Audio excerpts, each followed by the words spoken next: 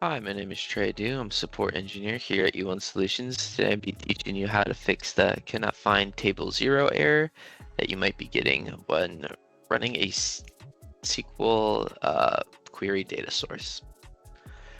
So when you're running a SQL query data source, you might have a super complicated query like I have here that does a bunch of different checks and cases, trims and whatnot, and joins and unions, all of that.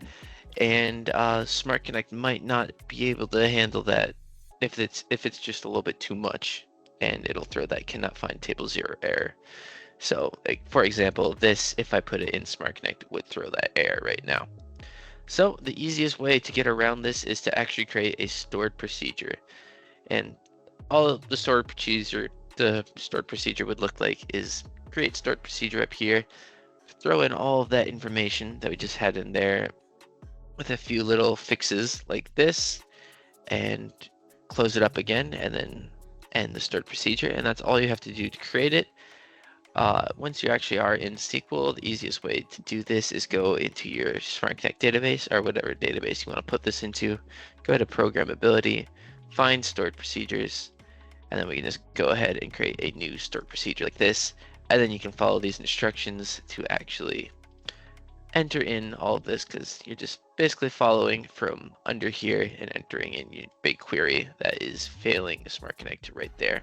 So yeah, this is what mine looks like.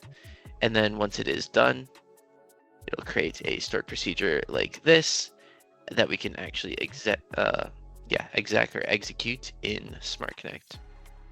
So once you've created that, or I can go ahead and create this one right here. I'll just press exec. It'll create it. Should show up there if I refresh. Oh, I think I put it in a different database. Let me put it in SmartConnect 1.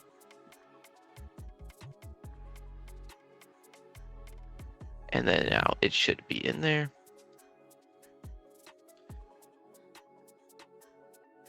Yep. All right, and then we can go into SmartConnect and we can create a new data source. So all you have to do that is go, or I guess you don't have to create a new one. You can edit your existing one, but go to the data sources tab, find create, go over to bulk, find the SQL query data source, and then all you have to do is execute that stored procedure that we just created like such, and make sure you set this up so that actually connects to your SQL database, and you set it to your SmartConnect database that you set it up in, and that it actually finds that actual stored procedure there. Once you have that all set up and saved, it'll save exactly correctly, and then you can use that in your SmartConnect integration, and it will work as you would want it to normally if you get that cannot find table 0. So that is a pretty easy and quick workaround that you can do if you're running into that error.